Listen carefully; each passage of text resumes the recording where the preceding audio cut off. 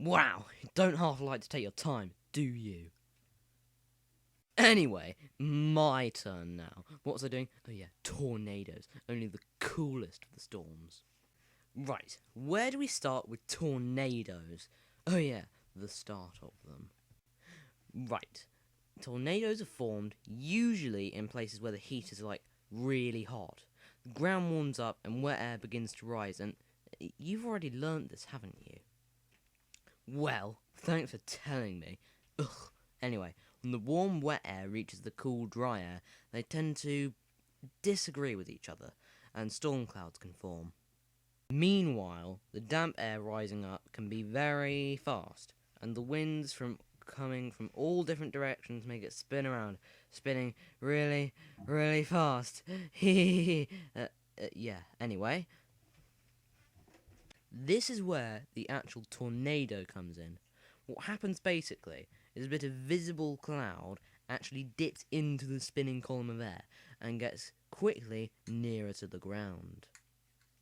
It can be very small and last a tiny amount of time, maybe only a few seconds, but some, well, most become big and destructive and cool. Well, maybe cool watching them on a video, not so cool to experience them, I must say. This here is Crazy Shouty Frenchman, but we'll just call him David from down the road.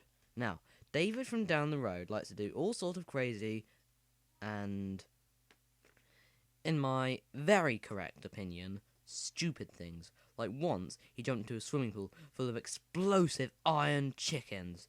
That's another story. Today, David has agreed to help us demonstrate what happens if you walk, slap bang, straight into a tornado. And here he is now. Go on, David. Walk into the tornado now. Go on. Okay, let's go find whatever's left of him. We have, found David on the side of this building here. So, David, how was it, walking into a tornado? Okay, now, I just had to ask, do you have a different aspect on doing pointlessly dangerous things now that you've been through this lovely experience? Well, I'm happy for you. Here, well done. Here, have a salt sandwich. It'll make you feel better. Don't broadcast that.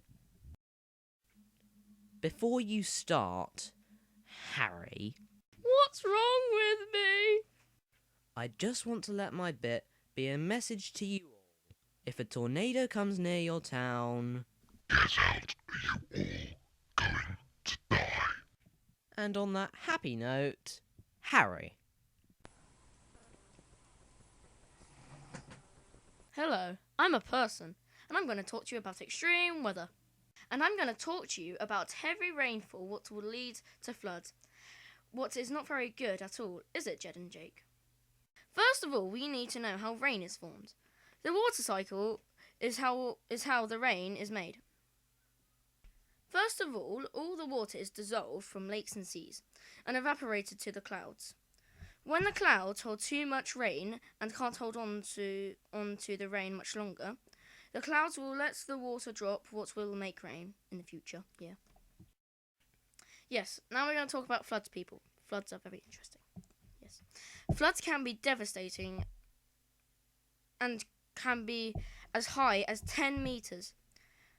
Floods can happen by lakes overflowing, what leads to floods, or when the tide is right in and could cause floods. What's all devastating, isn't it, people? Next, Jake will be talking about heavy snowfall and avalanches. It will be interesting.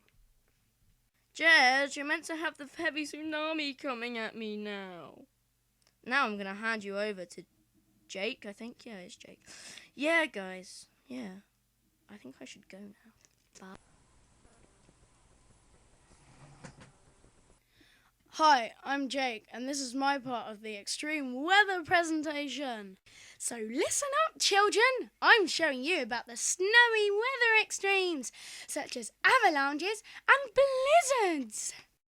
Firstly, avalanches are a drastic flow of snow slipping down a steep snow slope, like so.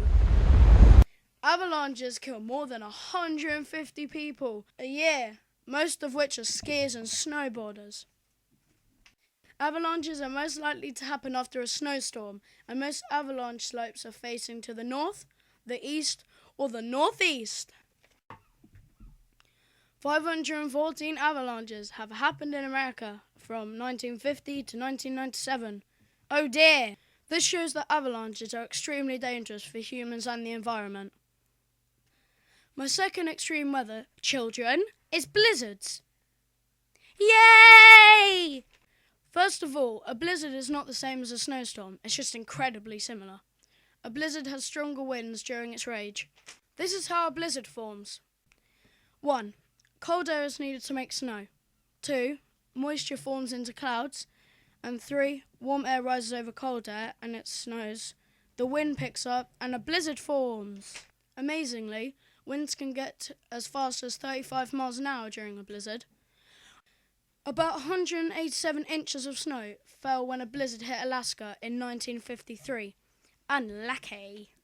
Some blizzards start at really low temperatures, for example, -7 degrees, -12 degrees, or lower. Blizzards can last from about 3 hours to a day, affecting daily life by blocking roads and completely covering train tracks. Lastly, blizzards are up to a quarter of a mile long.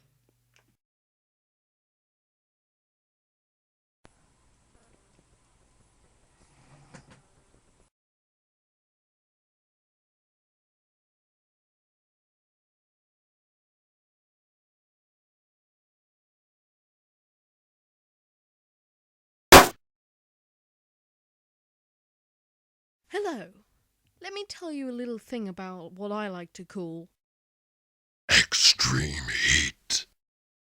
So here we go. This is Graham. He's about to experience extreme heat, so humid, clammy, and generally hot and bothering weather. Then we'll make it a little bit more extreme. Wait, what? Shh. The guys at the heat factory have now turned the temperature up to about 70 degrees Celsius. As you can see, he's starting to really sweat. Look as he sits down because of the heat being too overwhelming. And notice he is now dehydrated from the heat all around him.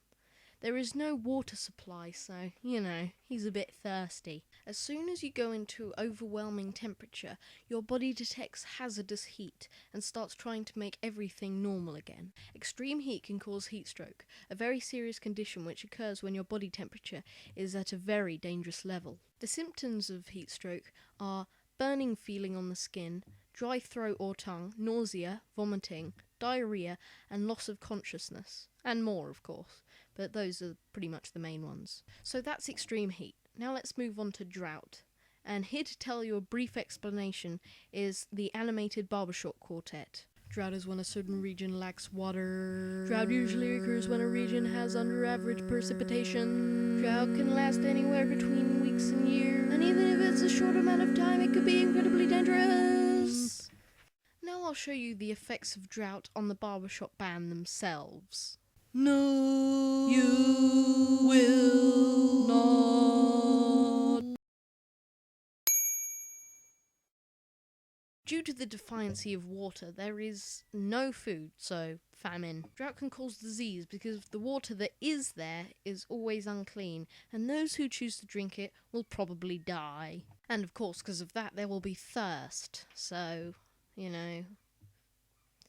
no water for you. You have probably seen the charity adverts on TV for paying to save starving kids, which also demonstrates the effects of drought as well. Extreme heat and drought are horrible conditions and would be a truly terrible sensation to have to live through.